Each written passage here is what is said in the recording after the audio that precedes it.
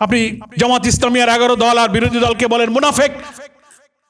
তাহলে আপনি যে কথা দিয়ে কথা রাখলেন, এইটাকে আপনি কি ইমানদারি বলবেন? আপনাকে বলে পার্লামেন্টে বিরোধী দল কিচ্ছু করতেছে না, কুসুম কুসুম বিরোধিতা করতেছে, কয় না কুসুম কুসুম। আমি তাদের বলি তাহলে কুসুম কুসুম না করে গরম গরম মানে কি? 10টা গাড়ি জ্বালায় দিয়ে, আগুন জ্বালায় দিয়ে ধর্মঘট করলে আসল বিরোধিতা হইতো, তাই না? একই মায়ের পেটে একই সঙ্গে যদি দুটো যমজ সন্তানের জন্ম হয়, একটাকে স্বীকার করবেন আর এক সন্তানকে স্বীকার করবেন না, তাই হয়েছে না? একই অর্ডারে 2 সন্তানের জন্ম, এক সন্তান হলো গণভোট আর এক সন্তান হলো জাতীয় ভোট। ওটা যে এমপি মধু খাইতেছেন ভালো লাগে, ওই জন্য ওইটা মানে নিলেন। আপনি একই দিনে হওয়া ভোটের একটাকে মানবেন, জাতীয় নির্বাচনটা মেনে প্রধানমন্ত্রী হলেন, এমপি হলেন, ক্ষমতায় গেলেন, মেজরিটি হলেন, সেই ভোটের একটা অংশ মানলেন, আর গণভোটের অংশটা আপনি বলছেন না গণভোট সংবিধান বিরোধী, এ সংস্কার আদেশ রাষ্ট্রপতি দিতে পারে না, এ শপথ নেওয়ার কোনো বিধান নাই। আমাদের লিডার অব দি অপোজিশন পার্লামেন্টে খুব সুন্দর করে উদাহরণ দিয়ে বলেন, একই ডেক্সিতে রান্না তরকারি, গোশতটা খাবেন, ঝোলটা খাবেন না, কি ব্যাপারটা তাই না? একই আদেশে ভোট হয়েছে, আপনার জাতীয় নির্বাচনটা বৈধ হলো, গণভোটটা অবৈধ হয়ে গেল।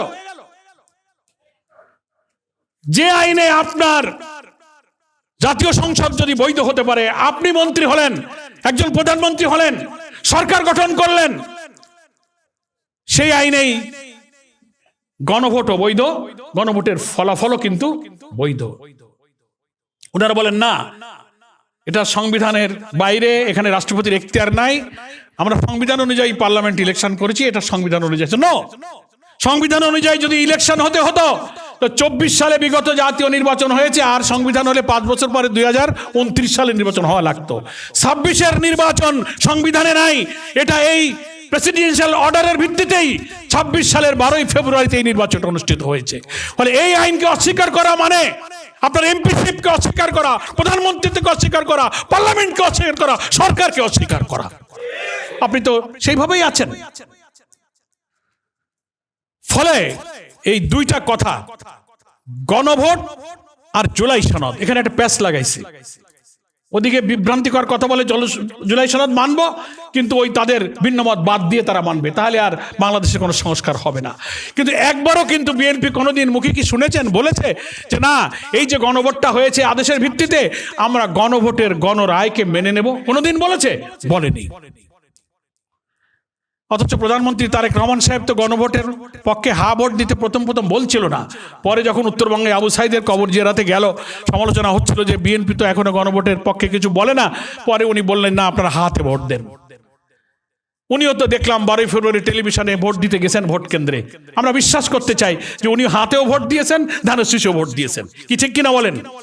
তাহলে হাতে ভোট দেওয়ার অর্থ হলো, প্রধানমন্ত্রী, আইনমন্ত্রী, স্বরাষ্ট্রমন্ত্রী যদি হাতে ভোট দিয়ে থাকেন, তার অর্থ হলো এই 84টি সমস্ত পূর্ণ সংস্কারের প্রস্তাবে উইদাউট নট অফ ডিসেন্ট আপনি হা বলেছেন।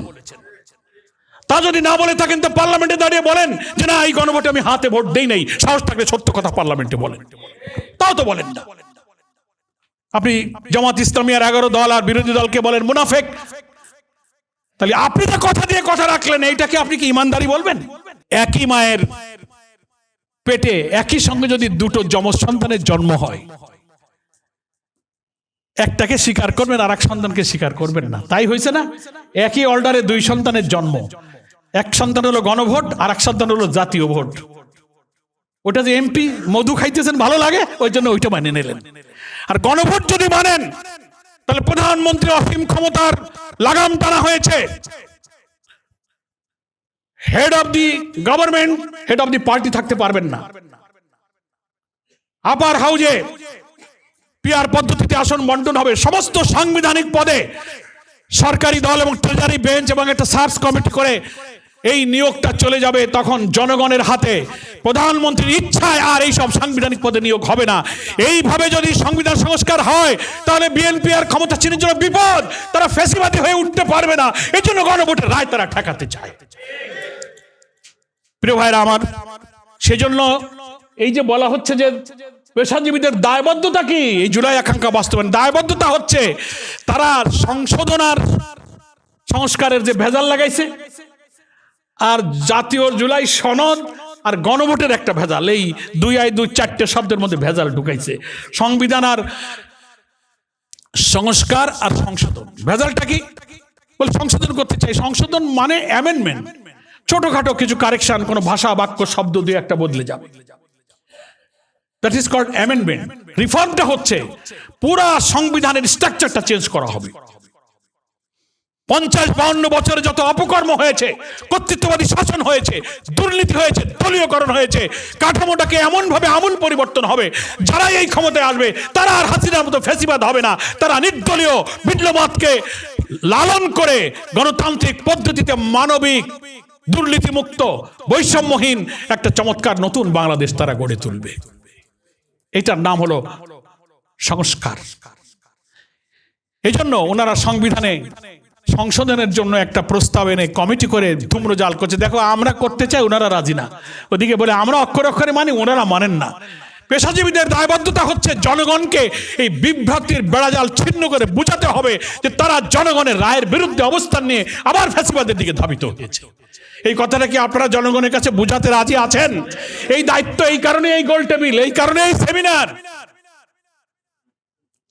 বিরোধী দল আমরা চাচ্ছিলাম সহিংসতা, অস্থিতিশীলতা, জ্বালাও পোড়াও। অনেকে বলে পার্লামেন্টে বিরোধী দল কিচ্ছু করতেছে না, কুসুম কুসুম বিরোধিতা করতেছে, কয় না কুসুম কুসুম। আমি তাদের বলি, তাহলে কুসুম কুসুম না করে গরম গরম মানে কি? 10টা গাড়ি জ্বালায় দিয়ে, আগুন জ্বালায় দিয়ে ধর্মঘট করলে আসল বিরোধিতা হইতো, তাই না? বিরোধী দলের নেতা বলেছেন আমরা পার্লামেন্টে দায়িত্বশীল এবং গঠনমূলক বিরোধী দলের ভূমিকা পালন করব, সকল ভালো কাজে আমরা সাহায্য করব, সকল মন্দ কাজ, জনস্বার্থ বিরোধী কাজ আমরা বিরোধিতা করব। এটা আমাদের লিডার অব দি অপোজিশনের বক্তব্য।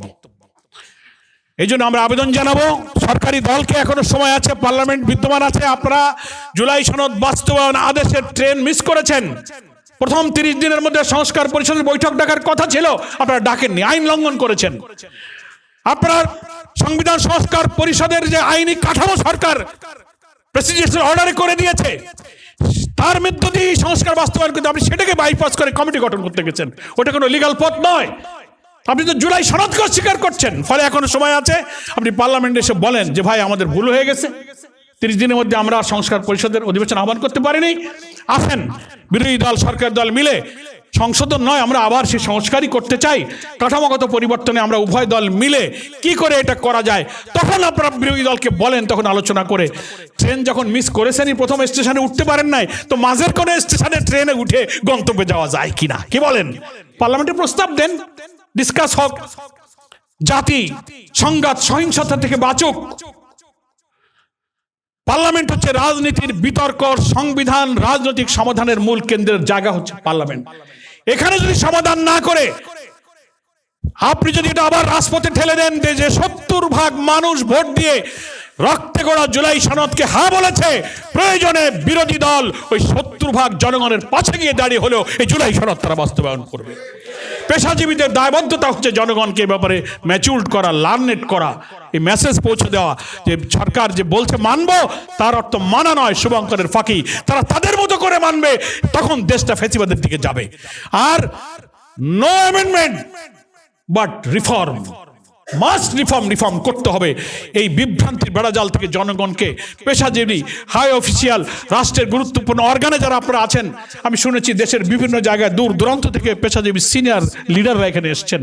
আপনাদের দায়িত্ব, আপনারা আপনাদের ফোরামে সরকারের এই গণবিরোধী ভূমিকাকে ব্যাখ্যা করুন, তুলে ধরুন। এই দায়বদ্ধতা রক্ত দিয়ে জুলাই শহীদরা আমাদের কাছে দিয়েছেন। এখানে একজন শহীদের পিতা বসা আছে। সকলকে ধন্যবাদ জানাই।